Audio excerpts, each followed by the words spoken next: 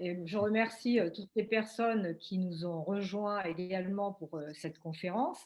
Alors c'est vrai que mon sujet, c'est les faïenceries, mais c'est aussi, surtout, les peintres.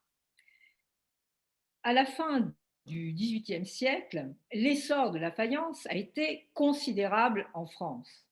Mais ce fut véritablement le XVIIIe qui en fut l'âge d'or. Et c'est à ce moment-là que furent créées les faïenceries de Trécloître et de Saint-Ferjus, puisqu'à l'époque, la tronche s'appelait Saint-Ferjus. Donc, je me propose de répondre à plusieurs interrogations. Qu'est-ce que la faïence? Quelle est son origine? Quel en était le processus d'élaboration alors particulièrement complexe? Dans quel contexte furent créées ces faïenceries à Grenoble et à Saint-Ferjus? Quelles en étaient les particularités? Et pourquoi ont-elles disparu un siècle après leur création? Enfin, en quoi le rôle des peintres en faïence était-il primordial? Qui était-il? Et quelle a été l'originalité de leur production à Trécloître et Saint-Ferjus? C'est une conférence, je ne sais pas si ça t'intéresse. Tu m'avais envoyé. Au XVIe siècle, avant le succès de la faïence, la poterie vernissée avait atteint une grande perfection en France. Alors attendez, j'ai un petit problème. Ces objets en terre cuite étaient composés d'un mélange d'argile et de sable malaxé, recouverts d'un enduit transparent à base de plomb appelé vernis ou glaçure. Il pouvait être coloré d'oxyde métallique. Le potier de terre fabriquait ainsi tous les objets indispensables à la conservation des aliments. La terre vernissée va continuer à être utilisée par les gens du peuple.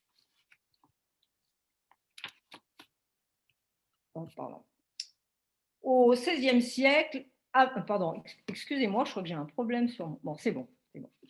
La faïence a été inventée par des potiers musulmans avant le IXe siècle. Elle se développa d'abord dans l'Espagne musulmane et l'Italie. À la fin du Moyen Âge et au début de la Renaissance, la faïence était un produit de grand luxe, soutenu par les commandes royales et princières.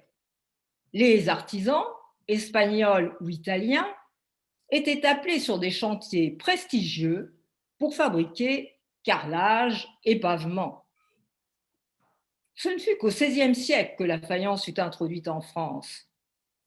Au début du XVIIe siècle, avec le développement des échanges maritimes avec l'Extrême-Orient, elle fut largement utilisée pour imiter la porcelaine chinoise, dont la composition demeurait encore ignorée en Europe. La faïence de Delft, aux Pays-Bas, acquit alors une grande notoriété grâce à sa qualité et à la délicatesse de ses décors peints au bleu de cobalt qui imitaient les blancs-bleus chinois. Objet d'un engouement immense, le bleu de Delft était collectionné par les plus riches familles et cette faïence fut exportée et imitée partout en Europe. La vaisselle de faïence devint de plus en plus répandue dans l'entourage de Louis XIV. Colbert, son ministre principal, favorisa cette production de luxe pour développer les exportations et diffuser un art de cour à la française. Bénéficiant du mécénat de personnages de haut rang, des faïenciers s'installèrent durablement à Lyon, à Nevers, à Rouen, puis à Marseille et à Moustier. Ces faïenceries n'étaient encore qu'en nombre très restreint en France et travaillaient alors exclusivement pour une clientèle riche qui remplaçait ainsi sa vaisselle d'or et d'argent réquisitionnée par les édits somptuaires de Louis XIV. Au XVIIIe siècle, L'essor économique va favoriser l'apparition d'une nouvelle clientèle, la bourgeoisie, qui va stimuler la création d'ateliers de faïence plus ou moins importants partout en France afin d'approvisionner le marché local. Un certain nombre d'ouvriers faïenciers issus des grandes fabriques vont les quitter pour créer leurs propres ateliers.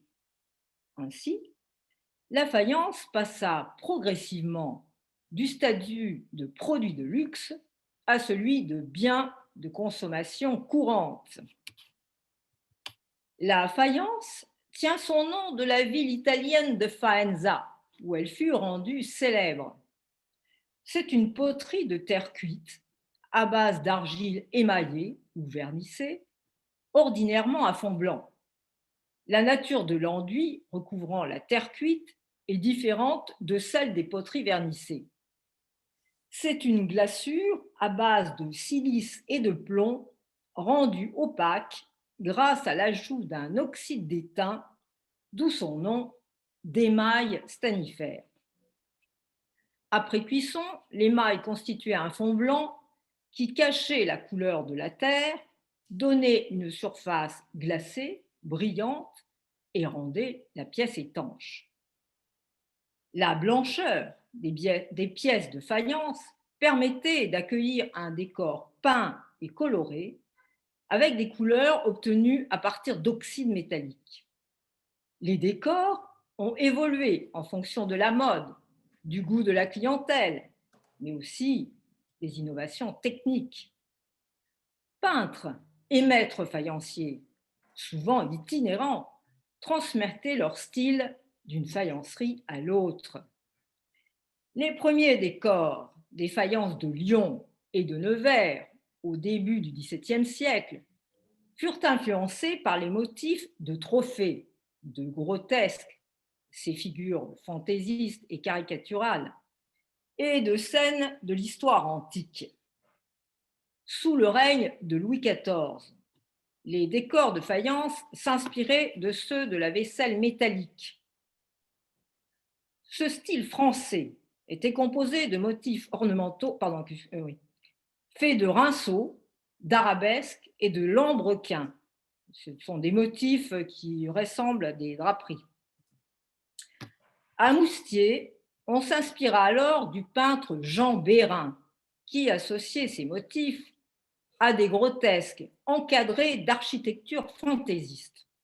Ce décor à la Bérin fut très apprécié et se diffusa dans d'autres manufactures. L'engouement pour l'Extrême-Orient et l'importation des porcelaines de Chine influencèrent les décors de faïence au travers du mouvement de la chinoiserie. Les faïences de Delft s'en inspirèrent en premier lieu. En France, dès la fin du XVIIe siècle, ce furent les faïences de Nevers et de Rouen qui imitèrent les scènes chinoises. Ce type de décor rencontra un franc succès. Il en résulta une grande fantaisie, issue d'un imaginaire débordant. Aussi, ce décor fut décliné de différentes manières. Le XVIIIe siècle vit l'apogée du style rocaille, fait de courbes, de contre-courbes et de guirlandes de fleurs que l'on retrouva à Marseille ou à Rouen. La découverte du procédé de fabrication de la porcelaine en Europe dans la première partie du XVIIIe siècle va porter atteinte aux grandes fabriques françaises de faïence. Elles réagirent en pratiquant à partir de 1750 la technique de cuisson au petit feu qui permettait l'emploi de couleurs plus variées sur l'émail déjà cuit et qui fit la gloire des faïenceries de l'Est en imitant les décorateurs de porcelaine. Le pourpre de Cassius domina alors la palette de couleurs. Ainsi, peu à peu, les grandes fabriques furent contraintes d'abandonner le décor traditionnel au grand feu qui avait fait leur renommée. Mais la plupart des petits centres secondaires continuèrent à travailler au grand feu, faute de moyens. Pour qu'un site soit propice à l'implantation d'une faïencerie, il était indispensable qu'il y ait à proximité de l'argile, de l'eau et du bois en quantité. Le processus complet de la fabrication de la faïence était complexe et requérait des ouvriers spécialisés qui exerçaient des métiers très divers et travaillaient de 10 à 13 heures par jour. L'argile devait d'abord être extraite du sol durant l'hiver, puis brisée à grands moulinets de massettes et transportée depuis des carrières d'argile proches jusqu'à la fabrique à proximité des ateliers. La préparation de la terre était confiée à des manœuvres qui étaient souvent des femmes et des apprentis. Avant d'être travaillée, l'argile devait subir de nombreuses manipulations afin de la rendre propre au tournage. Elle était d'abord laissée à tremper durant quelques jours dans un vaste bassin à fond plat, un terrier, afin qu'elle se décante et que les pierres tombent au fond. Les manœuvres devaient la battre avec des battoirs et des pelles de fer pour en extraire les pierres. L'argile était ensuite délayée à tour de bras et s'écoulait vers un tamis en laiton pour le tamisage. Elle devait être broyée, nettoyée, lavée et tamisée plusieurs fois pour obtenir un mélange homogène. Elle était ensuite transportée dans des fosses moins profondes où elle était mise à tremper et régulièrement retournée avec une pelle de fer. Après décantation et après que l'eau se soit évaporée ou se soit écoulée par le biais de canaux, la pâte, qui avait alors la texture de la boue, était pétrie aux pieds par le marcheur, pieds nus ou en sabots. Il effectuait pendant des heures des cercles de l'intérieur vers l'extérieur, puis inversement, pour enlever l'air et rendre l'argile liante.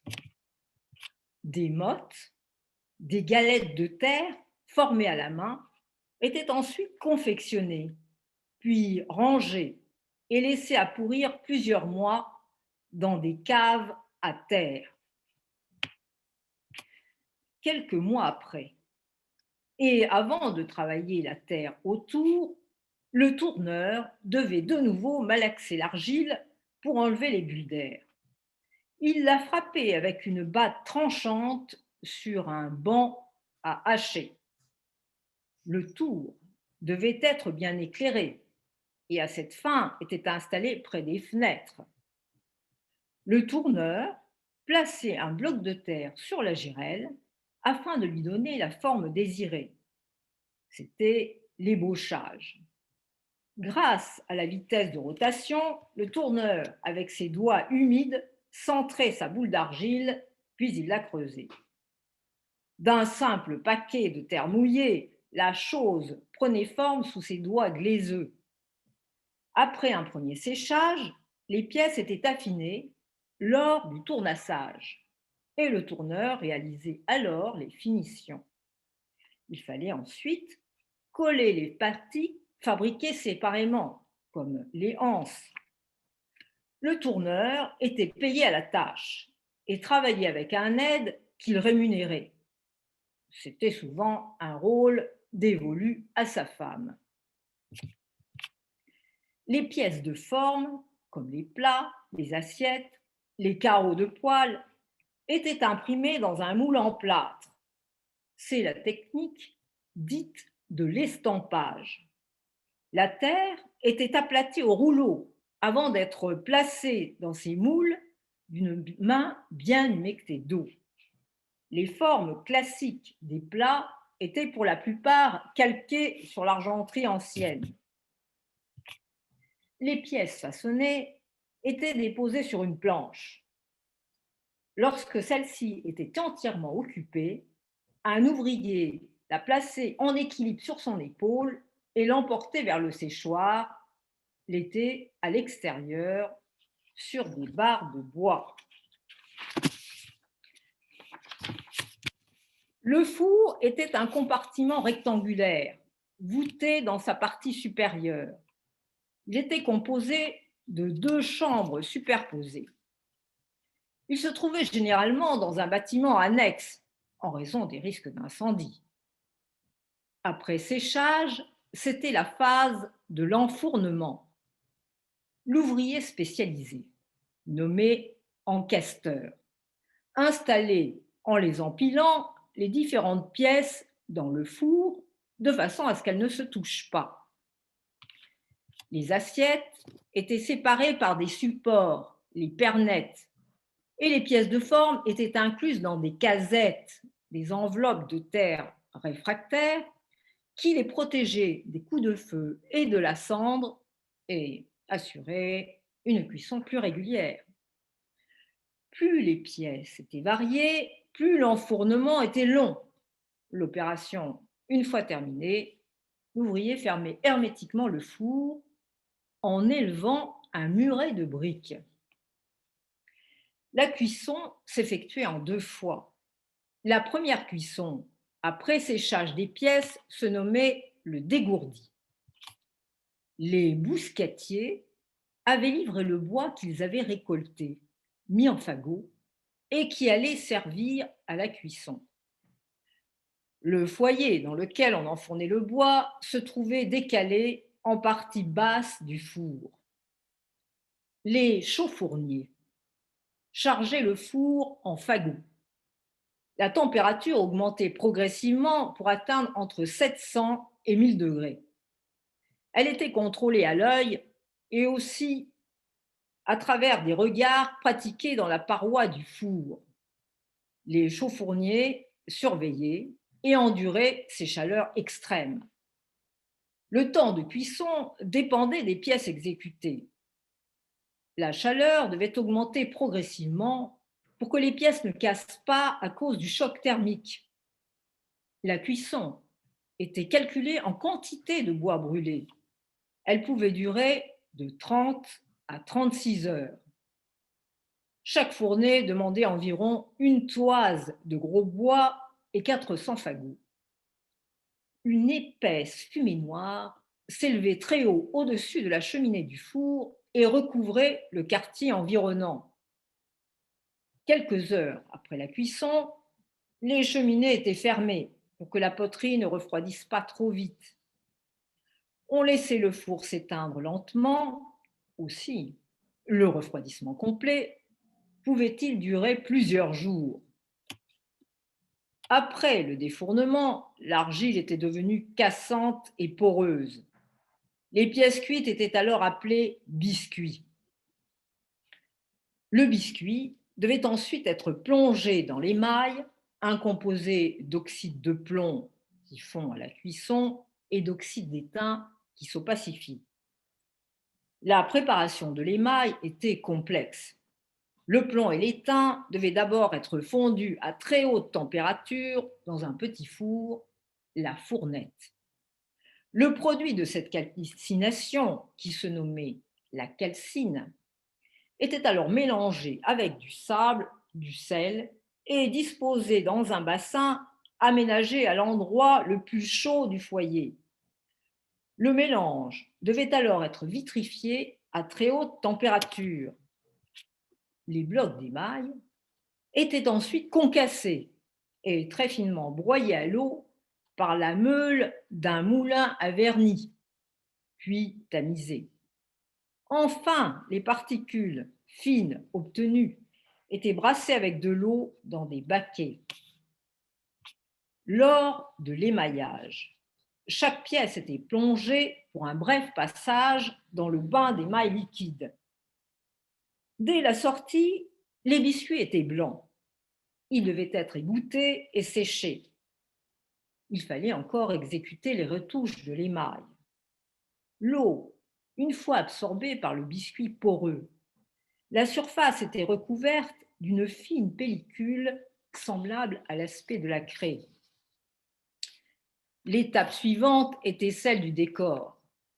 Avant qu'il ne cuise, l'émail est un support pulvérulent et très fragile, qui boit les couleurs dès que le pinceau entre en contact. Le motif central du décor était exécuté par le peintre à partir d'un poncif, un modèle dessiné ou une gravure piquée de trous est destinée à être reportée sur un support au moyen d'une ponce, un sachet rempli de poudre de charbon. La poudre, en passant par les trous, reproduisait en pointillé les contours du dessin. Le peintre utilisait un pinceau fabriqué à partir des poils pris dans l'oreille d'un âne. Il installait les pièces sur un petit tour, une tournette. Il devait exécuter le décor à cru. Et il fallait qu'il soit particulièrement habile, car l'émail séché, devenu poudreux, absorbait les couleurs dès qu'elles étaient appliquées, ce qui ne permettait aucun repentir. Ces couleurs étaient obtenues à partir d'oxydes métalliques qui devaient pouvoir résister à la haute température de cuisson nécessaire à la vitrification de l'émail. Elles étaient en nombre restreint. Le cobalt donnait le bleu, l'antimoine le jaune, le manganèse le violet et le cuivre le vert. Les pigments se modifient à la cuisson. Ainsi, le peintre ignorait-il l'effet réellement obtenu en fin de travail. Les motifs extérieurs appliqués sur le marli, le bord d'un plat ou d'une assiette, étaient exécutés à main levée. Dans les grandes faïenceries, les bons artistes se réservaient la décoration principale et laissaient à des moins experts le dessin répétitif du marli. Les pièces devaient ensuite être cuites une deuxième fois dans le four pour que l'émail entre en fusion et se vitrifie, fixant les couleurs des décors qui en devenaient partie intégrante. Les pièces étaient disposées dans la partie centrale du four, pendant une durée équivalente à celle de la première cuisson, à une température supérieure, au grand feu. Le remplissage du four pouvait représenter le produit d'un mois de travail. L'enfournement était une étape très délicate.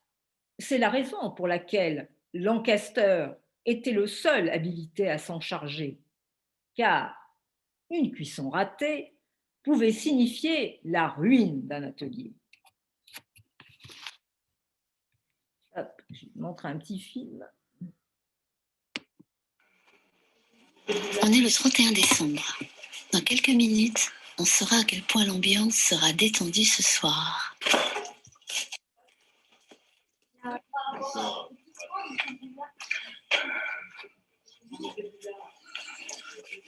Les briques permettent une ouverture sans choc thermique qui pourrait casser les pièces encore chaudes.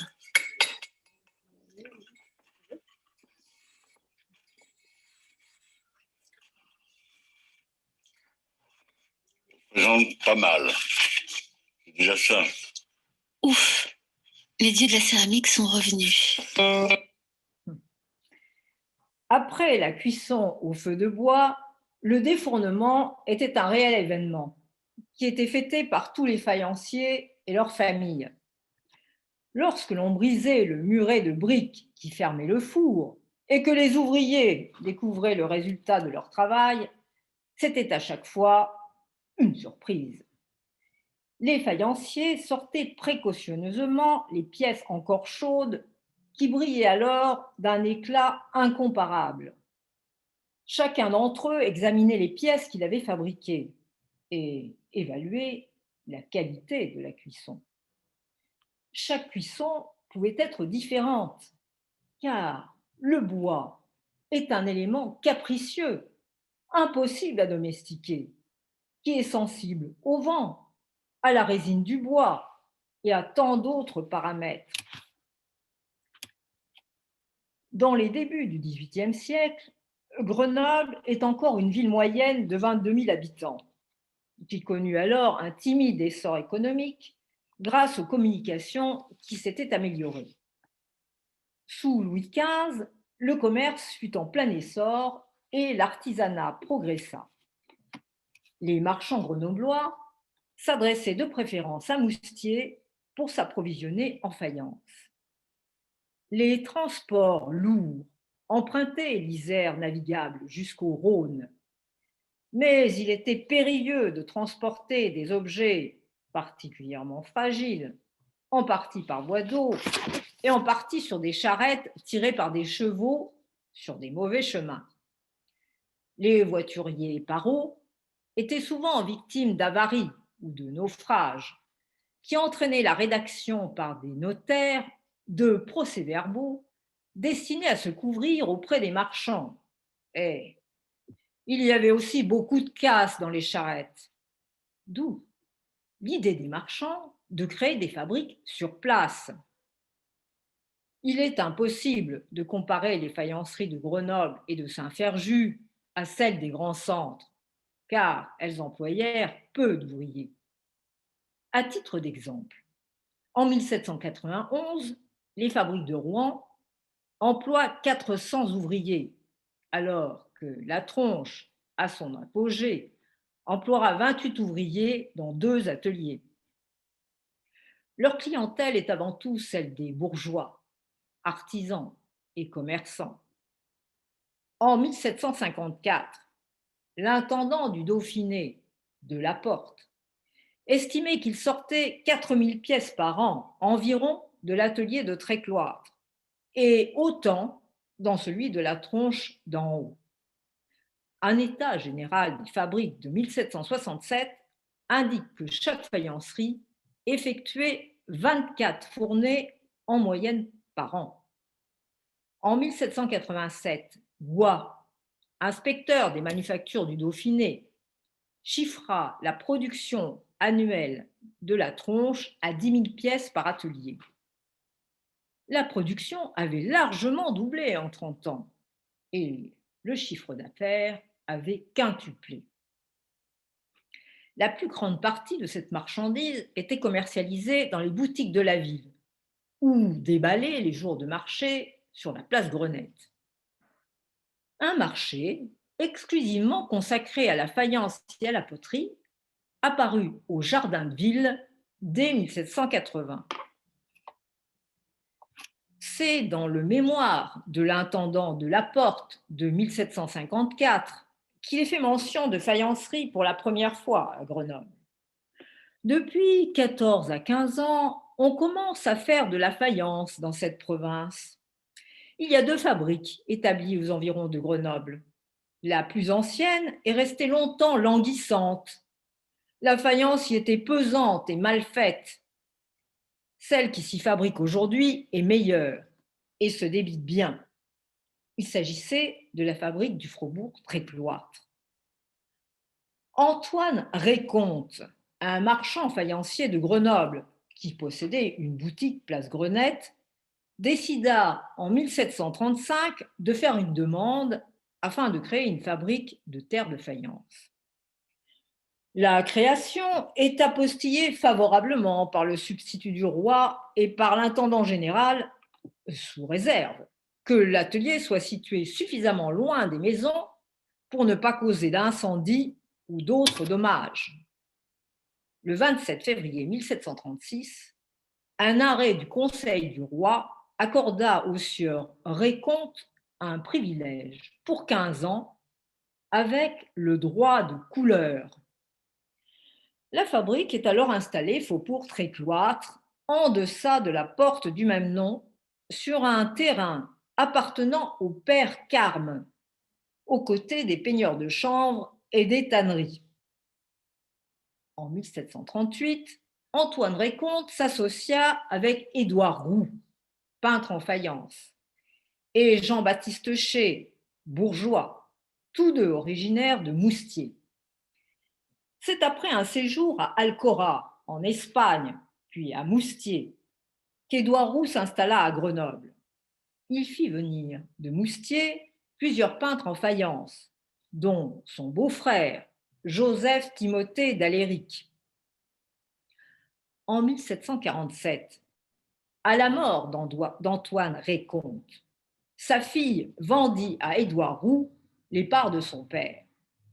Mais Édouard Roux mourut 2 ans plus tard, et c'est son fils Jean-Pierre qui lui succéda. L'affaire prit alors véritablement de l'essor, et un grand nombre d'ouvriers rejoignirent l'atelier. La grande majorité était originaire des Basses-Alpes, de Moustier, Varage et Riez. La production de cet atelier a ainsi subi une énorme influence moustérienne. Cette fabrique fermera ses portes en 1779. La présence d'argile facilement exploitable et l'eau des torrents dévalant le mont Raché a certainement favorisé l'implantation de faïenceries à Saint-Ferjus. Il était aussi indispensable d'avoir à proximité de la faïencerie un puits ou une fontaine. Joseph Perret, lui aussi marchand faïencier, fonda en 1747 un atelier à Saint-Ferjus au lieu dit le plaisir de la tronche. Il ne pouvait alors fabriquer que de la faïence blanche en raison du privilège qu'avait obtenu la fabrique du faubourg Trécloître pour 15 ans. Sa production se vendit mal et il fit faillite. En 1755, Joseph Perret céda son atelier à Claude Potier, fils et petit-fils de faïencier nivernais. 19 membres de sa famille avaient pratiqué ce métier à Nevers. Il s'était expatrié car il n'était que le 3e fils de la famille et n'avait aucune chance de succéder à son père. Il avait aussi envie de voir le pays. Il commença à travailler à Lyon, dans l'atelier de Jean-Baptiste Revol. Puis il gagna Grenoble en 1737, où il travailla un temps à la fabrique de Trécloître. Il repartit pour Lyon avant de revenir à Saint-Ferjus et de prendre la direction de l'atelier dit d'en haut. C'est lui qui va donner un formidable essor à la manufacture de la tronche. Son fils François lui succède. Et pour lui, tout semble facile, car il récoltait les fruits du travail de son père. S'il travailla sans doute à la faïencerie, il était d'abord un homme d'affaires. Lorsqu'il mourut en 1782, c'était un homme aisé. Son dernier fils, François, lui succéda jusqu'en 1821. Comme il n'avait qu'une fille, la manufacture passa à son neveu, Antoine de Potier.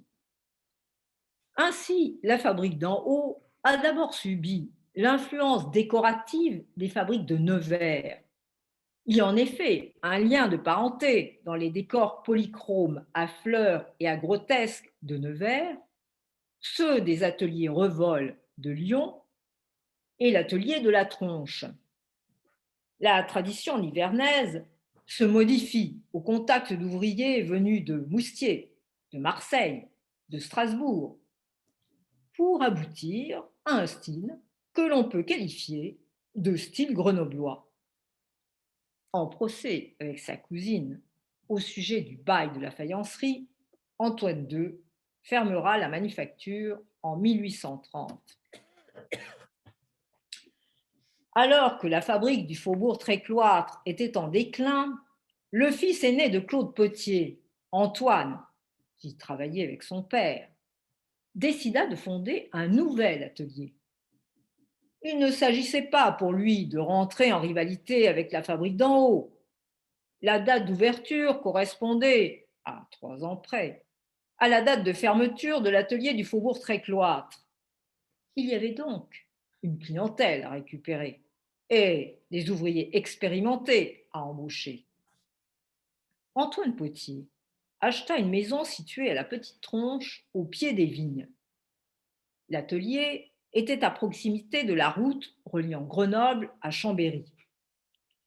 Antoine Potier exploita cette fabrique de 1777 jusqu'en 1805.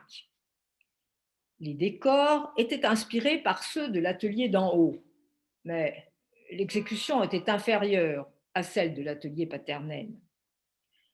Cette exploitation fut cependant assez prospère, car elle profita de la décadence de Moustier, qui commença vers 1770 pour s'achever 20 ans plus tard. Ce fut sans doute la raison de l'influence des motifs moustériens sur la fabrication de cet atelier durant cette période. Antoine Potier légua sa fabrique à sa mort à son petit-fils, François-Henri Dutré-Desailles, qui était alors trop jeune pour s'en occuper. Ce fut donc sa veuve, Anne Buisson, qui maintint la fabrique en activité jusqu'à son décès en 1810. Le père de François-Henri loua l'atelier à un certain Georges Frédéric Muller, qui entra en procès avec ses bailleurs au bout de 3 ans. Il perdit son procès et l'outillage et la marchandise furent saisis pour être vendus, ce qui marqua la fin de cet atelier.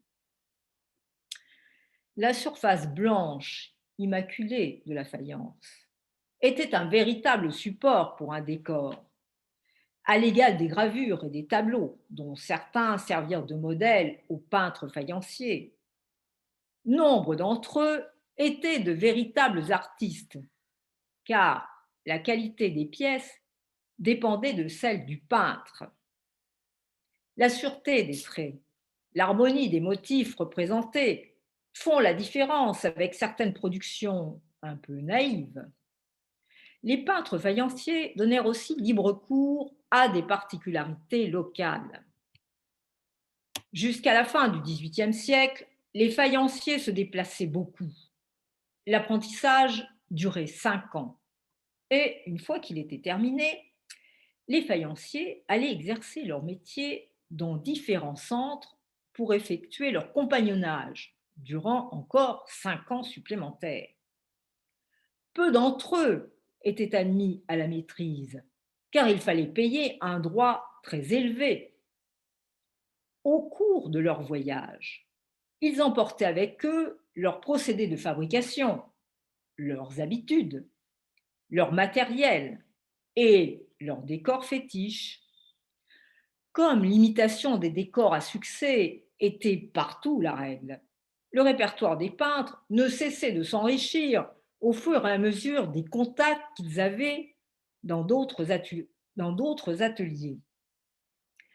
Conséquence des constants déplacements des ouvriers faïenciers, les ateliers se sont beaucoup imités les uns les autres. Les petites fabriques s'inspiraient des modèles en vogue dans les centres renommés, ce qui rend parfois difficile d'attribuer avec certitude leur appartenance d'origine. Diverses influences se succédèrent à Grenoble et La Tronche pour finalement donner une production originale et de qualité. Les archives égrènent les noms des ouvriers faïenciers. Certains étaient tourneurs, mouleurs et d'autres peintres, comme Ambroise Fouque, Joseph Bagne et son fils Jean-Baptiste Natal, Claude Miel, Pierre Garcin, Emmanuel Servel, Félix Perriche. Chaque faïence, peinte à la main, constituait une pièce unique. Et si les ateliers de Trécloître et de La Tronche avaient chacun leur particularité, ils utilisaient aussi certains motifs identiques. Trécloître empruntait bon nombre de motifs à Moustier, à Alcora et à Marseille. Les fleurs et les grotesques étaient souvent peints en bleu assez soutenu, en bleu souligné de violet manganèse ou encore polychrome. Certaines pièces de cette catégorie dénoncent l'influence d'Alcora en Espagne. Le décor aux fleurs de solanée, aux fleurs de pommes de terre nouvellement apparues, souvent peint dans un orange assez terreux, était un motif emprunté à Moustier, à la manufacture Oléry et Laugier. Oléry va aussi être source d'inspiration pour les oiseaux, cigognes et chassiers ou oiseaux fantastiques, peints en bleu et violet manganèse, ainsi que les grotesques que l'atelier Trécloître semble affectionner. L'environnement était toujours le même, un double liseré qui souligne le bord de l'assiette ou du plat appelé marli, duquel naissaient des plantes feuillues et un ou deux motifs de branches à 3 rameaux, terme utilisé pour désigner des branches en forme de T. À la tronche, les influences furent plus variées. Le style est plus dépouillé, plus simple et plus vif en couleur. Certains décors portent la marque originale de la famille Potier, tel le bûcheron abattant un arbre. Claude Potier, qui était passé par Nevers et Lyon, avait sans doute le goût de la création et il impulse un style propre à la tronche. Il s'était révélé être un très bon peintre, comme le prouvent des pièces qui sont conservées par le musée dauphinois et qui sont signées de sa main. Si l'on retrouve un décor d'oiseaux à la tronche, ce ne sont pas des échassiers, mais plutôt des sortes de moineaux ou des canards. L'environnement est différent de celui des Trécloîtres. Du double liseré manganèse du marli partent de 2 points diamétralement opposés de longues tiges fleuries, dont l'une est souple et l'autre brisée. Les décors floraux y sont plus abondants, comme le décor à la brindille, le décor à la rose, le décor au bouquet et plus tardivement le décor à l'œillet, exécuté par Claude Miel, un peintre de l'atelier de la Tronche d'en bas. Le décor à la rose, très en vogue au XVIIIe siècle, devient un style propre au Dauphiné. La découverte de la porcelaine de Chine avait amené les décors de chinoiserie. Le sujet du chinois était alors à la mode. Il était très répandu dans l'art français de cette époque. Le fameux chinois bossu de Trécloître et de la Tronche en est une composante. Ce décor est d'inspiration Moustier par le style et par le sujet, mais ce grotesque s'éloigne de la fabrique des Basses Alpes par la violence des tons et une originalité d'allure qui en fait une œuvre à part que l'on ne retrouve pas ailleurs. Les décors aux chinois furent plus abondants à la Tronche qu'à Trécloître. Il reste des incertitudes sur certaines attributions, car les échanges d'ouvriers entre Trécloître et la Tronche furent nombreux et les décors plus ou moins imités. À cette époque, il n'y avait pas de marque de reconnaissance des fabriques et les peintres faïenciers ne signaient pas leurs produits, exception faite de quelques pièces dans le cas de circonstances particulières. Donc, je vais prendre maintenant l'exemple de 2 peintres, Pierre Lezat et Jean-Baptiste Clément. Jean-Baptiste Clément est né en 1748 à Riez, où son père était maître orfèvre, lui-même fils d'un orfèvre qui avait exercé à Manosque puis à Riez. Du côté de sa mère, la famille de Jean-Baptiste exerçait déjà dans le milieu de la faïence. Françoise Laugier était la fille de Jean-Baptiste Laugier, de la fabrique Oléry et Laugier de Moustier, et de Marie Chaudon, de la fabrique Chaudon. Au décès de son mari en 1759, Françoise Laugier rejoint sa famille à Moustier.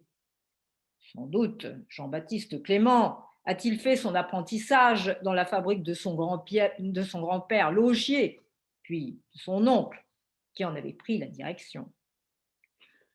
Comme nombre de faïenciers, passé l'apprentissage, il prend la route. En 1766, il a 18 ans et il habite Grenoble. Il loge place Grenette, cour des Jacobins, avec un autre peintre nommé Muller. Il épouse en 1770 Clotilde Radegonde-Lezat. Elle est la fille du peintre en faïence Pierre Lezat, qui travaille à Trécloître. Jean-Baptiste Clément semble travailler lui aussi brièvement dans l'atelier du faubourg Trécloître. À partir de 1770, il est à la Petite Tronche à l'atelier d'en haut. En 1772, tout en travaillant chez Claude Potier, il suit les cours de dessin de Jacques-André Treillard et fréquente son école pendant 40 mois. Puis il travaille à l'atelier du bas avec Antoine Potier. Il meurt en 1782 à l'âge de 34 ans. Pierre Lezat, son beau-père, est né le 6 avril 1726 à Noyers, en Normandie. Son père, Claude Lezat, était charpentier à Dangu. À l'époque, il n'y avait pas de faïencerie dans la région, mais celle de Rouen n'était pas si éloignée. Pierre Lezat, y a-t-il été apprenti? On ignore où il est passé entre la Normandie et les Basses-Alpes, mais on retrouve sa trace à Varage en 1744, alors qu'il a 20 ans. Il travaille dans la faïencerie de Marc Niel jusqu'en 1746. Il arrive vraisemblablement à Grenoble en 1747. En 1749, il se marie à l'église Saint-Hugues à Jeanne-Françoise Gall, alors qu'il est garçon faïencier. Il a été embauché à la faïencerie du faubourg Trécloître et il travaille avec le maître faïencier Édouard Roux, puis avec Jean-Pierre Roux. En 1750, Pierre Lezat habite au faubourg Trécloître du côté des Carmes et occupe avec sa famille un tout petit logement, une chambre. En 1780, lors de la fermeture de la fabrique de Trécloître, il rejoint Antoine Potier à la fabrique d'en bas, à la Tronche, et déménage alors à la Petite Tronche. Il meurt en 1790 à l'âge de 63 ans et est inhumé à Saint-Ferjus. C'est l'arrière-petite-fille de Pierre Lezat, Clotilde Clément, qui a fait don au musée dauphinois d'un portrait peint à l'huile sur toile exécuté autour des années 1770, ainsi que de 2 bouquetières en faïence. Ce portrait de Pierre Lezat est l'un des rares qui représente un faïencier au XVIIIe. L'habit est flatteur et donne l'impression que l'homme est à l'aise, mais les ouvriers faïenciers n'étaient pas riches et gagnaient juste de quoi faire vivre leur famille, au jour le jour. Seuls certains patrons de faïencerie pouvaient devenir des bourgeois. Pierre Lezat était un peintre qui avait une grande sûreté de traits si l'on considère une de ses rares productions signée et datée de 1746 à Varage. Des plats au blond ont également été identifiés avec sa signature à Grenoble. L'un d'eux porte la mention C. Martinet, chirurgien, 1760. Il était destiné au parrain d'un de ses fils. Clotilde Clément affirmera que c'était Jean-Baptiste Clément qui était l'auteur du dessin à l'oiseau. Il en aurait amélioré le dessin en y ajoutant les papillons, alors qu'il était à Trécloître. Quant à Pierre Lezat, il aurait illustré de larges panneaux extérieurs pour des poêles à bois. Les faïenciers, qui étaient peu nombreux à Grenoble et Saint-Ferjus, se fréquentaient, assistaient au mariage des uns et des autres et étaient parrains des enfants de leurs collègues.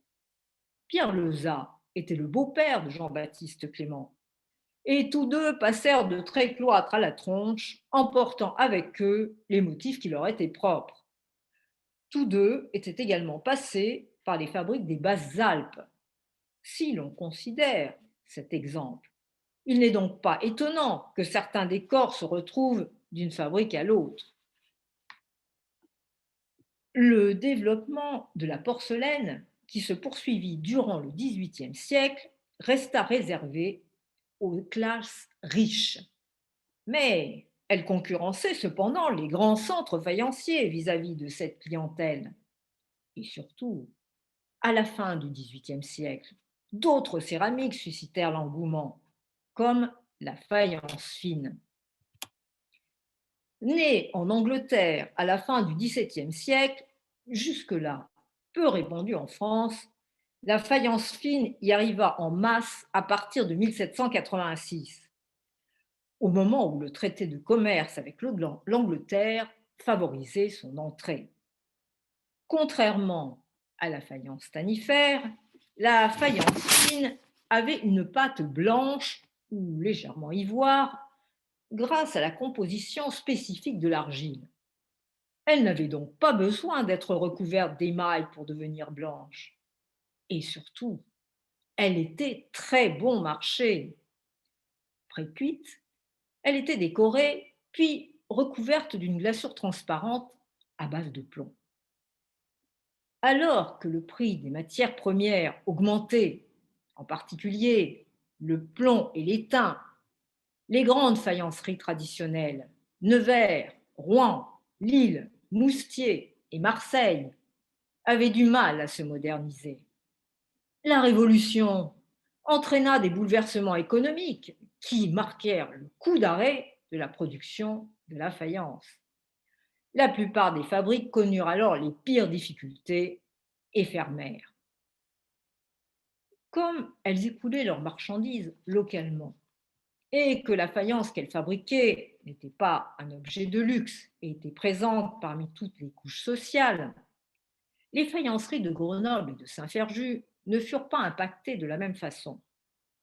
La fabrique de Trécloître cessa son activité en 1779 parce que Jean-Pierre Roux préférait gérer sa fortune, car il avait épousé la fille du liquoriste Tesser et avait également fait prospérer son entreprise. Peut-être aussi la fabrique ferma-t-elle du fait de la concurrence de la tronche. Quant aux fabriques de la tronche, elles fermeront pour des questions de succession. La fabrique de la tronche d'en haut avait résisté aux difficultés engendrées par la Révolution. Mais lorsqu'elle ferma en 1830, l'activité faïencière de Grenoble s'éteint définitivement. Il n'existe plus de traces des bâtiments des faïenceries de Grenoble et de la Tronche. Les fouilles réalisées par les docteurs Lermite et Flandrin en 1908 et 1922 sur les lieux des faïenceries de Trécloître et la Tronche d'en haut avaient mis au jour un certain nombre de tessons qui ont permis d'attribuer de façon indiscutable certains décors à chacune de ces fabriques. À l'emplacement de la Tronche du Haut ont été recueillis des tessons portant la trace des décors à l'églantine des Marais, à la Rose, au Bûcheron, au Chinois bossu, à la Maison cartusienne. Bien que le musée dauphinois ait tenté de retrouver des traces de la production de l'atelier de la Petite Tronche dite d'en bas, les recherches de tessons avec des motifs sont demeurées vaines. Pour rédiger le livre qui traite de la faïence à la Journée des Tuiles, il m'a bien évidemment fallu faire des recherches dans les archives, consulter un certain nombre d'ouvrages et aussi visiter des musées. Les termes utilisés dans les écrits différaient d'une région à l'autre. Pour réellement comprendre le processus complexe de l'élaboration de la faïence, j'avais besoin de concret et je suis allée à la rencontre de nombreux professionnels dans différentes régions. Je me suis rendu compte que très peu d'entre eux connaissaient encore les techniques utilisées au XVIIIe siècle. Or, le savoir-faire de l'artisanat traditionnel et la manifestation matérielle du patrimoine culturel immatériel, et il est en train de se perdre.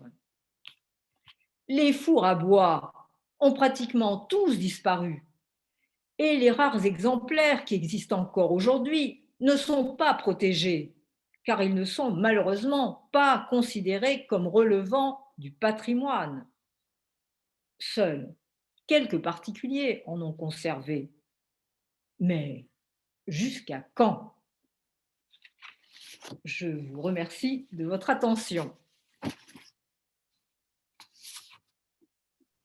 Donc, si vous avez des questions à me poser. Eh bien, merci infiniment, Béatrice. C'est une conférence qui est tout à fait passionnante parce qu'elle retrace finalement cette saga des faïenciers dont, hélas, il n'existe pas beaucoup de documentation complète finalement. Hein. Il y a assez peu de choses sur les faïenceries de La Tronche et Trécloître. Et il faut quelquefois fouiller dans les archives municipales ou départementales pour retrouver effectivement les généalogies des Clément, des Lessat, etc., des Potiers également. Et on voit bien. Des cousins lointains. Alors voilà, y compris d'ailleurs de Félix Perriche, qui est le cousin germain d'une 6e aïeule. Voilà. Et donc, ces faïenciers avaient en quelque sorte des relations de famille les uns avec les autres, parce qu'ils étaient peu nombreux, et finalement la concurrence n'était pas telle qu'ils puissent, j'allais dire, travailler ensemble. Et en tout cas, moi j'ai entendu parler d'une tradition familiale qui est relayée par les descendants de la famille Potier.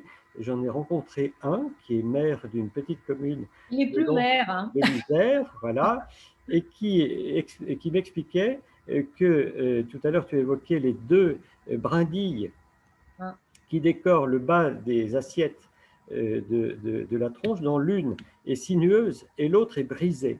Et il m'expliquait que l'origine de cette brindille brisée venait précisément du traumatisme de la séparation en 2 ateliers, de l'atelier au plaisir de La Tronche, par le départ du fils aîné, Antoine Potier, dont apparemment les assiettes portent encore le souvenir. Alors je ne sais pas si c'est une légende ou si c'est une vraie tradition.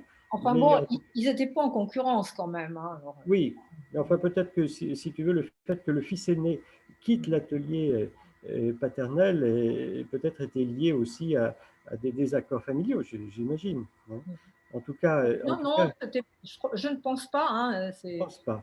C'est simplement, effectivement, c'est lié au fait que Trécloître était en train de fermer et que, comme je disais, bon, ils pouvaient récupérer à ce moment-là et la clientèle et les faïenciers, hein, donc une main-d'œuvre tout à fait qualifiée. Donc, c'était aussi une opportunité. Hein. Oui, c'est ça. Enfin, quoi qu'il en soit, et tu l'as bien évoqué, il y a des motifs qui sont très particuliers et que l'on reconnaît fort bien de nos faïenceries, en particulier de La Tronche, hein, qui se distinguent assez bien finalement. En tout cas, on le voit avec l'assiette du bossu des faïenceries, de la faïencerie de Trécloître, et ces motifs qui ont des noms tout à fait charmants que tu as cités, comme la maison carthusienne, l'églantine des marais, la rose manganaise, etc., etc. Et ces motifs, beaucoup de familles grenobloises ont encore des roses manganaises. On les trouve d'ailleurs un peu sur le marché. Il y en a beaucoup quand même, des roses. Il y en a pas mal, et on pense d'ailleurs qu'elles viennent peut-être d'une inspiration marseillaise. De toute façon, il y avait des gens qui venaient de Marseille. Hein, oui, bien sûr. Bien sûr. Et donc cette espèce de mélange finalement entre le nord et le sud, entre le Nivernais et la Provence, aboutit à ce style qui devient, comme tu le dis, original et qui est un style propre à notre ville, ce style grenoblois qui mêle un peu les influences à la fois des chinoiseries du nord-est et, j'allais dire, les fleurs ou les grotesques de Lyon ou de la Provence. Hein, voilà. Et c'est très intéressant de voir comment finalement ces ateliers se nourrissent finalement des fameux poncifs emmenés par chaque ouvrier et qui reproduit les motifs personnels, tu l'as évoqué également, quand il quitte un atelier pour entrer dans un autre atelier. D'où la difficulté, effectivement, d'arriver à reconnaître réellement la provenance. Absolument. Il y a d'ailleurs une académie à Moustier qui s'appelle l'Académie de Moustier et qui organise des concours de reconnaissance de faïence. Et j'ai assisté à quelques exemples où il est très difficile, par exemple, de retrouver une faïence de Lyon par rapport à celle de Moustier, dans la mesure où on a souvent, on va dire, les mêmes décors, hein, voilà, avec quelquefois des petites différences tout à fait amusantes, comme par exemple les faïences de Lyon.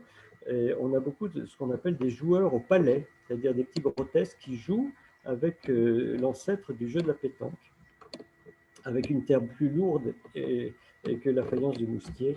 Et donc, par exemple, il y a aussi la faïence comment dire, de l'Ouest, hein, avec notamment les fleurs de chicorée qu'on trouve à La Rochelle. Moi, je voulais aussi mettre en évidence le fait que malheureusement, tout ça disparaît. Bon, là, je montrais le dernier four qui reste à Moustier, hein, qui avait encore fonctionné effectivement au 19e siècle et qui sert d'entrepôt maintenant, hein, puisqu'on le voit. Et il y avait encore un four qui était dans la Drôme et puis qui là ne fonctionne plus non plus. Ils viennent d'arrêter d'utiliser le four à bois. Tout passe à l'électricité, ils n'utilisent plus. Hein. Et c'est vrai qu'il y avait une grande complexité quand même dans cette fabrication. Alors c'est peut-être un peu fastidieux à suivre, mais je voulais quand même montrer le nombre de métiers que cela représentait, parce que ça n'était pas les mêmes personnes hein, qui travaillaient à chaque poste. Et pour arriver à une assiette ou à un plat, voir par où c'était passé quand même de façon très très complexe. Hein. Absolument. Tu parlais du pinceau en poil d'oreille d'âne. C'est ça. J'avais, moi, entendu parler d'un pinceau en poil de queue d'écureuil. Ah, il pouvait aussi y en avoir un poil de queue d'écureuil. Mais bon, c'est vrai que moi, j'ai bien retrouvé cette particularité d'oreille d'âne à plusieurs endroits. Okay. Non, en tout cas ton livre est tout à fait passionnant, puisqu'il retrace non seulement évidemment l'histoire des faïenciers, mais aussi la vie grenobloise qui existait à partir de la deuxième moitié du XVIIIe siècle, hein, ville parlementaire encore assez petite, avec quelques industries locales en quelque sorte, bien avant la ganterie, j'allais dire avec une clientèle et en tout cas un marché proprement local, et notamment ces marchés à la poterie ou à la faïence qu'on trouvait place Grenette, l'ancienne place au grain.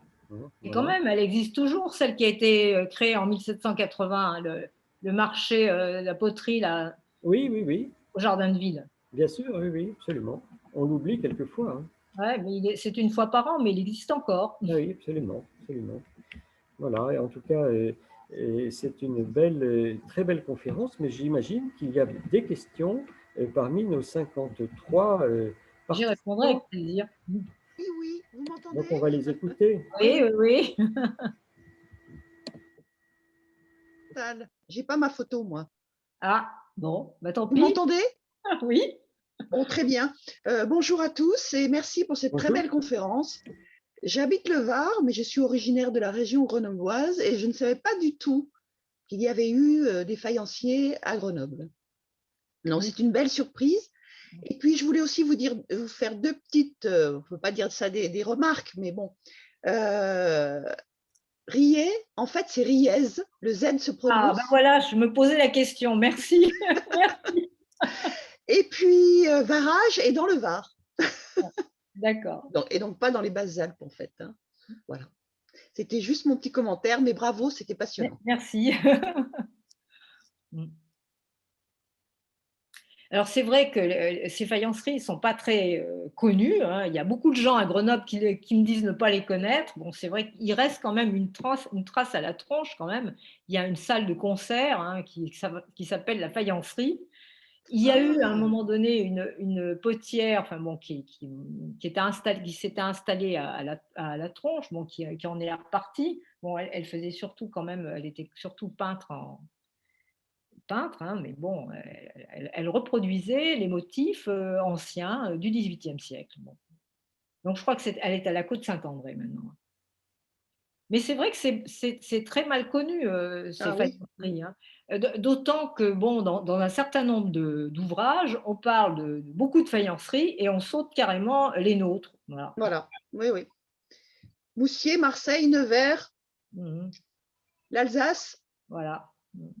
Oui, oui, les oui, îlettes le Gard éventuellement, mais voilà, oui, ça, Grenoble. et La Rochelle. Oui. Oui, La Rochelle aussi, oui. Mm. Vous êtes historienne, Mais chercheuse? moi, à la base, j'étais enseignante en arts plastiques, hein. Bon, j'ai aussi fait D'accord. histoire de l'art, hein, donc je suis beaucoup plus intéressée par tout ce qui est lié à l'art, effectivement. Donc, j'écris des livres qui sont plus romancés quand même, hein, parce que j'aime bien remettre dans le contexte et que ce soit Oui, vivant, mais qui sont tout à fait historiques. très bien. Ils sont vendus à Grenoble ou à l'association Perle. Alors, ils sont vendus à Grenoble. L'association, pour le moment, il y en a un qui serait éventuellement vendu, que nous avons fait avec Claude Ferradou, mais pas sur la faïence. Je vais me renseigner alors, parce que je suis Non, adhérente à l'association, donc oui, non, mais sinon, ils sont dans les librairies de ouais. Grenoble, hein, normalement. Et puis sinon, sur Internet, vous les trouvez chez mon éditeur qui s'appelle Stella Maris, à la FNAC. Enfin bon, normalement, on le trouve, hein. Mm. C'est vrai que Parfait. j'y raconte aussi la journée des Tuiles et auxquelles ont participé les faïenciers, il faut quand même le dire, parce qu'à cette époque-là, oui, beaucoup de gens de la tronche y ont participé. Mhm. Bien, bien. Alors, y a-t-il d'autres questions?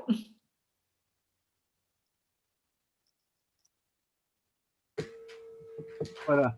J'ai remis le son si je peux intervenir. Oui, bien sûr. D'abord, Béatrice, c'est voilà, vraiment une belle conférence. Merci. J'ai votre livre d'ailleurs. Il faudra que je l'apporte pour le faire dédicacer. Ah, d'accord. Oui, Plaisir. alors, en continuité à tout cela, et vous le savez, mais je pense que c'est intéressant de le rappeler, que on peut dire que le dernier, alors pas faïencerie, mais potier, euh, qui a exercé dans la cuvette grenobloise, c'est Félix Faure, pardon, la poterie du Néron. Je pense que vous en avez entendu parler, euh, lequel était. Alors, il venait de Saint-Vallier, dans la Drôme. Vous savez qu'à Saint-Vallier, il y a eu des poteries, et en particulier, c'est là où Merlingerin, alors les Grenoblois, Merlingerin, avant Schneider, avait installé son usine de porcelaine. La Ah porcelaine, bon? parce que tous les isolateurs, et ça, Ouais. Ah, bah oui. mon cousin Gilleray qui assiste là est bien au courant, si vous voulez, tout était isolé à la porcelaine. On en voit Ouais. encore un petit peu en ce moment. Donc, Merlin fabriquait tous ces isolateurs à Saint-Vallier en porcelaine, puisqu'il y avait là-bas une terre reconnue pour faire de la bonne porcelaine. Mais ça, je pense que vous le savez tous, ce n'est pas un scoop. Alors, par contre, le Félix Faure, la poterie du Néron, euh, a fermé ses portes le jour de la libération de Grenoble, à la dernière guerre, puisqu'il a été fusillé par les Allemands. Alors pourquoi? Parce que dans sa poterie. Alors donc, Félix Faure venait de Saint-Vallier, hein, de poterie de Saint-Vallier, et s'est installé à Saint-Égrève. Et il a été fusillé par les Allemands parce que dans son four, il a caché à plusieurs reprises des résistants. Et la veille de la libération de Grenoble, il a été dénoncé, il a été, si vous voulez, donc déporté, pas déporté, il a été fusillé et il est enterré donc à la Bustrate, au cimetière. Voilà, je pense que ça, vous le savez, ça a été vraiment le dernier, je dirais, potier sur Grenoble. Mais c'était un potier, je ne sais pas s'il était faïencier. Parce qu'il y a Alors, eu un certain nombre de potiers, mais des faïenciers, je ne non, pense pas. j'ai bien utilisé le terme poterie. Hein, poterie. Ah, on est d'accord. 80% de sa production, c'était donc des pots non vernis et non peints. C'est ça. Et 10% à 20% étaient uniquement à ce moment-là le haut de gamme qui était d'ailleurs toujours cuit, si vous voulez, et vous le savez très bien, en haut des fours.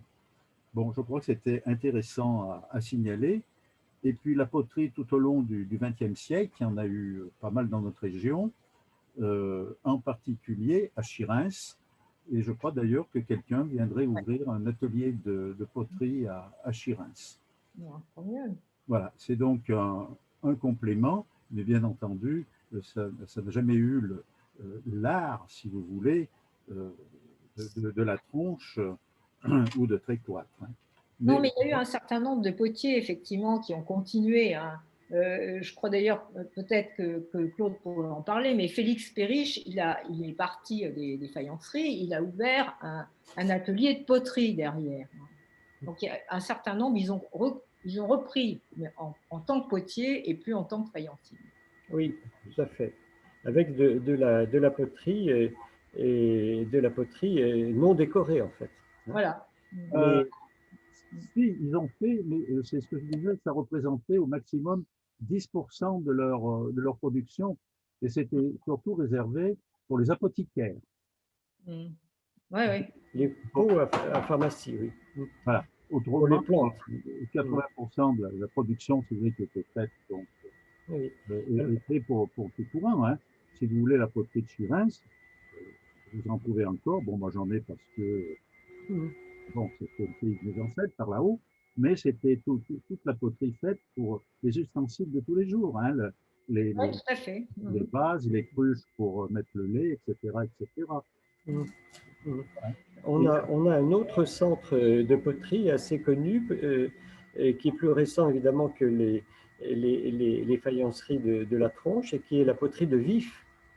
Exact, exact. Poterie de Vif, souvent d'ailleurs assez jaune, et dont on retrouve encore des exemplaires. Il y en a un très beau, qui est une carafe à vin au musée dauphinois. Donc c'est une poterie beaucoup plus rustique, avec des décors qui sont des décors quasiment en relief, des décors, on va dire, du quotidien, avec des rinceaux, etc. Mais c'est une poterie qui n'a rien à voir avec, évidemment, les faïenceries de la Tronche. Non, absolument pas. Bon, mais c'est passionnant, et moi je pense que peut-être que pour une prochaine lettre, on pourrait mettre quelques exemples. Oui, certainement. Il va y avoir quelque chose de Claude d'ailleurs. Oui, alors sur le site, j'ai fait moi-même une communication sur le bossu de Saint-Ferjus. Voilà. C'était avant le travail de Béatrice, qui est plus courte et qui sera mise sur notre site Patrimoine et Développement, avec quelques jolis exemplaires d'assiettes, entre autres, hein, prêtées, enfin, dont l'image a été prêtée par les collections du musée dauphinois. Et dessus, vous y trouverez la fameuse églantine des Marais, la rose manganaise, la maison carthusienne et nos fameux bossus. Est-ce que c'est la conférence que tu avais donnée à l'Académie delphinale? Oui, c'est ça. Alors, je l'ai donnée à l'Académie delphinale il y a maintenant, on va dire, 4 ou 5 ans, à peu près, ainsi que au Salon du Livre Alpin, et pendant une année ou 2 années. Voilà. Et d'ailleurs, mon ami François Charlon avait apporté des exemples il avait une grosse collection. Absolument. Voilà. C'était une conférence assez intéressante, parce que on avait plusieurs auditeurs avaient amené leur faïence, voilà, en vue de les différencier entre trécloître, la Tronche. Alain, il a porté les siens, donc. Pardon? Vous avez porté les vôtres, d'exemple, alors. Non, moi, je n'ai pas grand-chose. C'est pas. Non, je voudrais, par contre, chère Béatrice, si vous connaissez un restaurateur ou une restauratrice, je voudrais faire restaurer cet encrier que j'ai trouvé comme ça en brocante, mais qui a besoin d'être réparé. Il faudrait peut-être demander à monsieur Vaujany. Ah, tiens, bonne idée. Il faudrait que je voir Vaujany. Exact. Il en a toujours en vente, en plus. Toujours. De très belles. Oui, et puis, si vous voulez, alors, pourquoi on en voit de plus en plus? Parce qu'hélas, les anciens, entre guillemets, disparaissent. Ouais. Et puis, souvent, les héritiers, c'est pas tellement leur problème. Ils ne pensent même pas que ça ait de la valeur, c'est surtout ça en plus. Ils mettent tout ça en vente souvent dans Ouais, c'est ça. les salles C'est des ça. ventes. Et encore quand c'est en salle des ventes, ça va. Ouais. Donc, il y a souvent des belles ventes, mais pas que. Hein. Vous avez toute la peinture dauphinoise qui est là, on en parlait un petit peu au début aussi, a perdu les 2 tiers de sa cote par rapport à 10-15 ans en arrière. Hein. Euh, bon, c'est comme ça, c'est l'air du temps. On sait que les meubles, tu parlais de haches, même, il m'arrivait quelque chose Ouais. d'incroyable. Claude, je crois que je l'ai raconté, j'étais à Paris et quand je vais de temps en temps à Paris, j'aime bien aller à Drouot et j'assiste. Et alors, par hasard, à une fin d'une vente, tout d'un coup, on annonce une table hache à vendre. Mais moi, je ne m'attendais pas du tout à ça, donc j'ai pas eu le réflexe. Il y a une table signée H qui est partie pour 60 €. Voilà. Comme 60 quoi, €. Voilà. 60 €. Je pense qu'elle a dû revenir à Grenoble et qu'elle a dû J'espère. être beaucoup plus cher. Mais j'ai pas eu la réaction. Euh, voilà, c'est. Alors j'allais dire, nous les anciens, on regarde encore tout ça. Ouais. Mais est-ce que nos jeunes, voilà, même les enfants à la quarantaine, hélas, bon, peut-être des gens, il y en a qui sont vraiment passionnés, mais je crois que notre travail, finalement, nous-mêmes, en tant que patrimoine et développement, on le dit bien, patrimoine, tout ça, c'est notre patrimoine, hein, il n'y a pas que les vieilles pierres. Et je pense vraiment, c'est d'essayer de faire perpétuer voilà, cette connaissance, je dirais, de Grenoble hein, et de ses environs. Ouais, il faut sensibiliser, effectivement. C'est pour ça qu'il faut des Voilà. conférences. Puis il faut aussi peut-être aller, comme fait Geneviève, Ah, chez des jeunes ah, oui, pour en parler. oui, oui, oui. Action que nous avons commencé, ma chère Ah. Geneviève, ça fait maintenant 15, combien ça fait?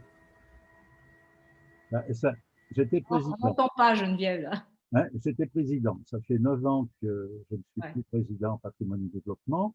Mhm. Donc, tu rajoutes moins 3 ans, ça fait 12 ans.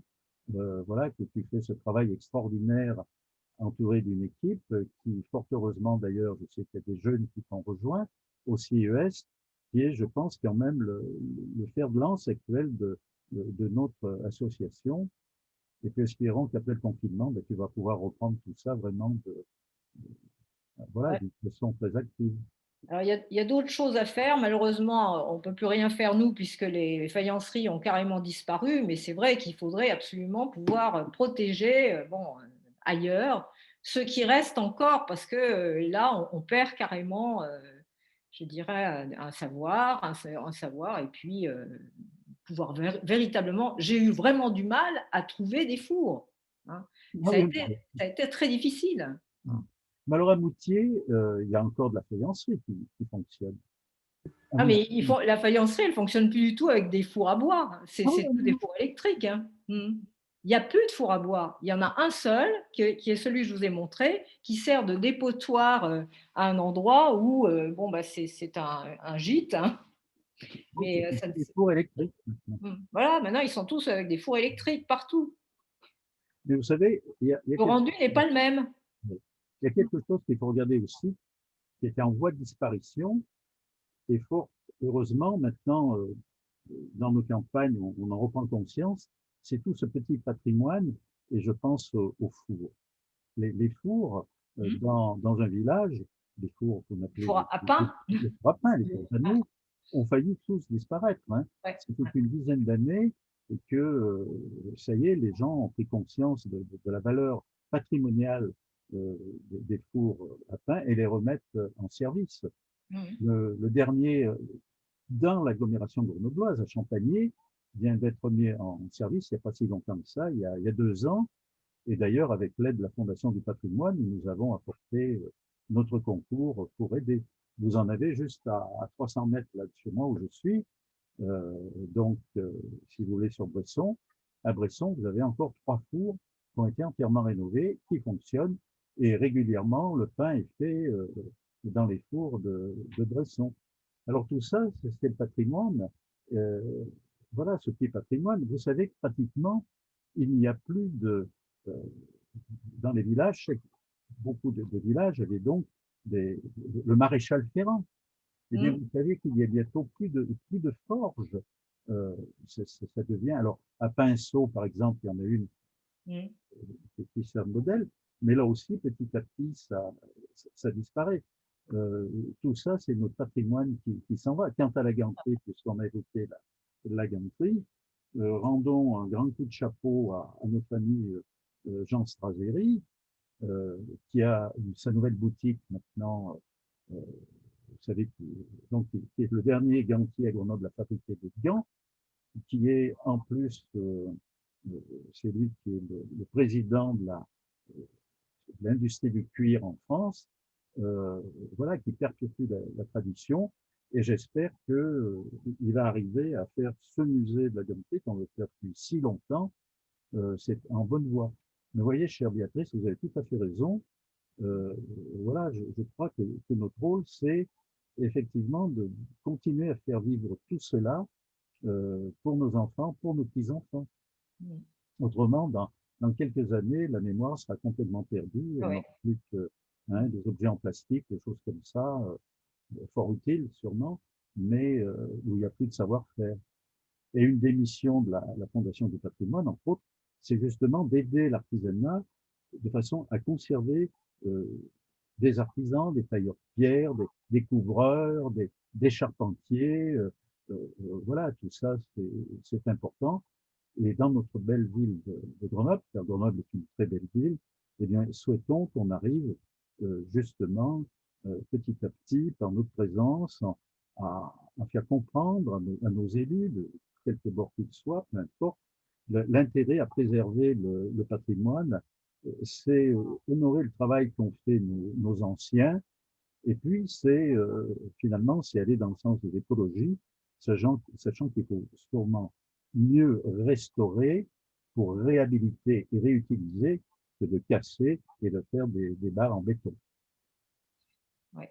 Mais en fait, les gens ne se rendent pas forcément compte, hein, parce que moi, je suis allée à la Tronche et Oui. donc j'ai rencontré une personne, bon, bon, alors maintenant, je crois que c'est une personne qui tient une boucherie ou quelque chose comme ça, qui m'a expliqué en fait avoir construit sa maison sur le four, sur un des fours. Alors, je ne sais pas si elle a pu, voilà. Et elle m'a dit, oui, enfin bon, alors bon, on ne le voit plus, ce four, il a été en partie cassé. Bon, il y a le plancher par-dessus, enfin, on doit un peu voir quelque chose, mais elle me dit, oui, oui, nous, on a construit dessus, hein, parce qu'effectivement, les gens ne sont pas du tout conscients qu'on est en train de perdre du patrimoine. Bon. Et Vous puis, ils ont acheté. savez, je crois aussi que dans notre association, si on peut, c'est de faire de la veille patrimoniale. Un exemple, peut-être de rien, mais qui est, bon, vous avez, si vous voulez, sur les quais de l'Isère, rive droite, donc quartier Saint-Laurent, et même rue Saint-Laurent, vous avez eu beaucoup d'ateliers également. Et en Ouais. particulier, il y avait une fabrique de galoches, c'est même rare. Et jusqu'à 15 ans en arrière, à peu près, ou 10 ans, vous savez, il y avait encore une très belle enseigne où on voyait fabrique de galoches, etc. J'ai toujours pensé qu'on pourrait la réhabiliter, trouver des fonds pour. Non, d'un jour, ça a été entièrement, ça a disparu. Mais toutes c'est pareil, vous aviez quand même la chocolaterie C'est Moi. Eh bien, C'est Moi, vous avez encore un petit peu dans la campagne, de temps en temps, la belle publicité peinte, C'est Moi. Et tout ça, ça va tout disparaître, bon, des cheveux, etc. Voilà, c'est tout un patrimoine, bon, plutôt du 19e. Là, on est plutôt avant, mais ça fait rien. Si, je crois qu'une des missions de notre association sera vraiment de faire cette veille patrimoniale. Il y a encore beaucoup de témoins dans Grenoble, beaucoup de choses. Il faut aller les voir, il faut les préserver, et puis il faut surtout faire passer ce message et faire comprendre à nos élus qu'il est vraiment important de conserver tout ça. Donc, moi, je dis vraiment, Béatrice, vous avez fait là un bel ouvrage, je crois que, oui, qui est pratiquement unique, hein. On ne peut pas dire qu'il y a eu beaucoup encore dont il y a eu Claude, mais on ne parle pas tellement rarement des poteries, et du rôle des potiers à Grenoble. Chinoise à Grenoble. Voilà, je me tais. En tout cas, merci. Est-ce qu'il y a d'autres questions à poser à Béatrice? Témoignage. Ou témoignages, bien sûr, ou remarques. Oui, j'ai une question. Tout d'abord, merci Béatrice pour votre belle conférence. Vous avez bien montré le lien entre les écoles mères et l'école locale. Et je me pose une question, s'il y avait des postérités. Est-ce que les peintres qui travaillaient à Grenoble, est-ce qu'ils sont partis après la fermeture des ateliers? Est-ce qu'ils ont continué à travailler ailleurs? Est-ce qu'on trouve les traces de l'école grenobloise ailleurs? Alors ça, bon, je ne sais pas, hein, parce que c'est vrai que on n'a pas tellement de suivi sur ce qui s'est passé après. Bon, à part certaines personnes comme effectivement Félix Perriche, dont on sait qu'il a ouvert un atelier de poterie. Bon, les autres, on ne sait pas trop ce qu'ils sont devenus. Ouais. C'est difficile à tracer. Oui, déjà, c'est très difficile à tracer, hein. Bon. Généralement, si ils devaient travailler ailleurs, ils n'hésitaient pas à bouger. Donc, certainement qu'ils ne sont pas restés sur Grenoble. Ou alors, ils ont ouvert effectivement des ateliers de poterie, hein. Il y a quand même eu un certain nombre d'ateliers de poterie. Ou alors, ils sont partis ailleurs. Et peut-être, ou alors, ils se sont reconvertis, parce que c'est vrai que la faïence, il y avait plus beaucoup de fabriques de faïence, hein. C'est revenu, mais après, hein. Il y a eu un moment donné, il y a eu un creux où la faïence, bon, ben, on a fabriqué pas trop. Quand même, ce que j'expliquais, c'est qu'à partir du moment où il y a eu de la porcelaine, ça a été une très très grosse concurrence. Surtout que la porcelaine, bon, elle était de moins en moins chère et qu'elle devenait à portée des gens qui ne pouvaient pas en acheter auparavant. La faïence, c'était très fragile, beaucoup plus fragile. La porcelaine, c'est plus fragile? Non, Ah. la faïence est beaucoup plus fragile que la porcelaine. Oui, c'est ce que j'allais dire, oui, oui, tout à fait. Oui, oui. C'est plus fragile, oui, oui. Oui, moi j'ai gardé des choses de ma grand-mère, mais c'est pas en très bon état, quoi. Mais j'y tiens beaucoup. Ça n'a pas de valeur réelle, mais bon. Oui. Mais d'ailleurs, on voit bien que l'effondrement économique de la faïencerie s'est traduit avant la fermeture définitive des faïenceries de la Tronche par une production beaucoup plus banale. On a notamment des assiettes avec des petits paniers ou des coques qui sont devenus en quelque sorte, j'allais dire, de la faïence cheap, comme disent nos jeunes, hein. C'est-à-dire, en fait, on a voulu produire avec des coûts bien moindres qu'avec, évidemment, les décorations précédentes. Et c'est comme ça qu'elles se sont éteintes, puisque finalement, elles produisaient quelque chose de tout à fait banal et qui n'avait plus aucun intérêt sur un plan artistique et décoratif. C'est ce qui montre l'importance des peintres quand même, parce que par exemple, Perret, lui, il n'a pas eu le droit d'utiliser de la couleur, donc il n'a pas pu faire de motifs, hein. Je crois qu'il avait quand même fait quelques petites rayures bon, le long du Marly, mais il a fait faillite. Il n'y avait pas de dessin, il n'y avait pas de représentation. Bon, et sa faïence était, paraît-il, de bonne qualité, mais il n'y avait aucune représentation. Et tu parlais tout à l'heure de ce Félix Perriche, qui est un peu un cousin, si je puis dire, mais j'ai regardé un peu son curriculum vitae. Dans les actes, il est appelé peintre faïencier, puis maître faïencier, et enfin vigneron et faïencier. Donc il avait une double activité, parce que je pense qu'à un certain moment, il s'est reconverti dans l'autre activité importante de la Tronche, hein, qu'on a oubliée, et qui est la vigne. Parce que la Tronche est très bien exposée. Il y a d'ailleurs toujours un petit vin qui se produit sur les pentes de la Bastille. Et à l'époque, la Tronche était un endroit réputé. Et je ne dis pas qu'on y faisait des mondeuses, mais en tout cas, un endroit réputé pour les vignerons et beaucoup disons, de tronchois voilà, et travaillaient dans la vigne. Mais les peintres, les faïenciers, pas seulement les peintres, les faïenciers en règle générale, ils cultivaient aussi de la vigne à côté, parce que bon, il y a des moments où ils n'avaient pas de travail quand même. Ils étaient payés par rapport à ce qu'ils fabriquaient. Et il y a des périodes de l'année où c'était pas possible de travailler. Donc, ils avaient presque tous à côté un petit terrain où bon, bah, il y avait de la vigne, où il y avait autre chose, mais c'était aussi un apport. Absolument. C'est vrai que la vigne, elle était sur ce côté-là. Il y en avait aussi de l'autre côté, à Saint-Martin-le-Vinoux. Bon, il y a eu beaucoup de vignes à Grenoble. Mais à la Tronche, il y a à nouveau une vigne, hein, je crois. Justement, il y a quelqu'un qui a tenté à en mettre une. Oui, donc je peux, mais vous le savez sûrement, vous l'avez lu, le père Gras vient de remettre, je crois que c'est déjà 2 ou 3 hectares en vigne, et comme il a énormément de terrain encore, normalement, il va encore en replanter. Et vous pouvez participer, puisqu'il a monté une association, vous pouvez prendre des parts pour cette association. Voilà, je vous le signale. On peut être propriétaire d'un pied de vigne, alors. Voilà, tout à fait. Je vous le dis, il vous suffit de taper sur son site Père Gras et restaurateur. Pour aller dans le sens de ce que vous avez dit, moi j'habite donc sur Hébin, mais à la limite de Bresson. C'est-à-dire quand je regarde dehors, il y a un chemin qui s'appelle chemin de la Gué, et après c'est Bresson. Et donc j'habite 6 rue des Vignes, mais il y a beaucoup de vignes. Voilà, je vais vous faire voir quelque chose. On a parlé du potier de la Bussrate. Voilà donc les productions qu'il faisait, qui représentaient que 10% de sa... Je vais essayer de prendre du recul, vous verrez mieux. C'est donc, mais ça représentait que 10%. Tout le reste, ce n'était pas travaillé. Hein. C'était très simple et c'est signé d'ailleurs, fort.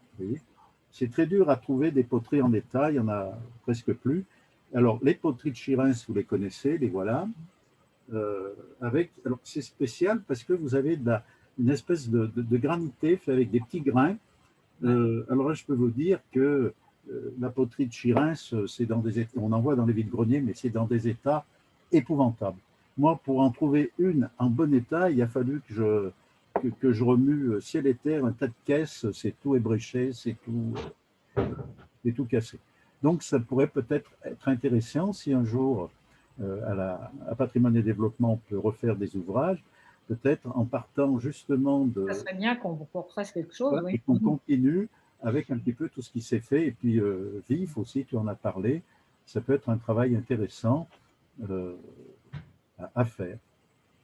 Il y a déjà un ouvrage qui existe, Potier faïencier en Dauphiné, hein, et qui retrace, il a été fait, je crois, par le musée dauphinois. Oui. Musée dauphinois, voilà. Le musée dauphinois, oui. Et on y parle justement des potiers de Chirins, de Vif, un peu de la Tronche, enfin les faïenciers de la Tronche. Il est tout à fait intéressant. Et de très belles photos. Eh bien, écoutez, je crois que si plus personne ne prend la parole, il nous reste à remercier Béatrice Besse, hein, de cette belle plongée finalement dans le temps et dans l'histoire de notre ville, parce que les potiers et faïenciers font partie de notre patrimoine, hein, patrimoine immatériel et patrimoine matériel. Et cette histoire-là, elle mérite d'être contée. Tout à l'heure, on évoquait effectivement l'absence ou le manque de documentation. Et on est bien moins documenté sur les faïenceries de la Tronche qu'on ne l'est par exemple sur les meubles H, qui venaient de Toulouse d'ailleurs, les H de mémoire. Hein.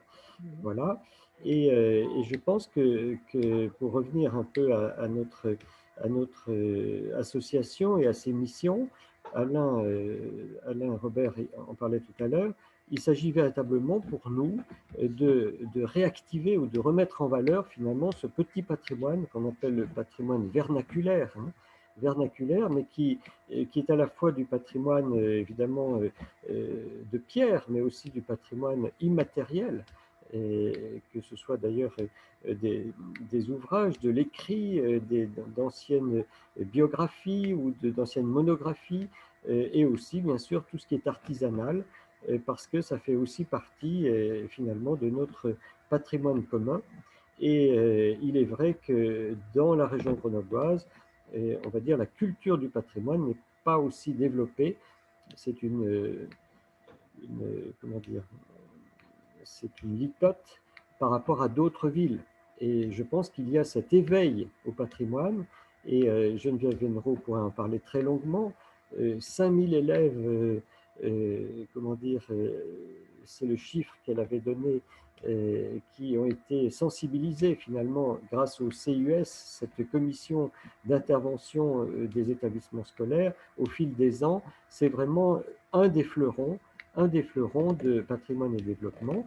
Il y en a d'autres, hein, et je pense que l'organisation de ces conférences qui finalement rassemblent plus de 50 personnes chaque fois sont une action modeste peut-être, mais en tout cas qui permet de réveiller notre instinct patrimonial ou de convier finalement des personnes qui n'y sont pas très sensibles à cette dimension patrimoniale qui malheureusement a tendance, on l'évoquait, à s'effacer maintenant par rapport à des contraintes économiques ou des contraintes de rapidité, etc. etc. Et donc, c'est une association, notre association est une association militante, mais au bon sens du terme, militante pour le patrimoine.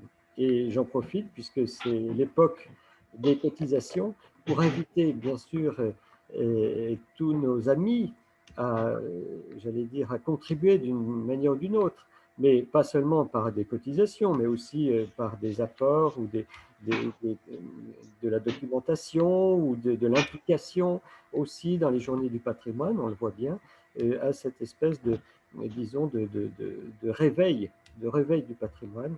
Et en tout cas, merci à tous ceux qui y participent d'ores et déjà. Est-ce que vous pourriez nous donner le sujet du prochain rendez-vous et le jour?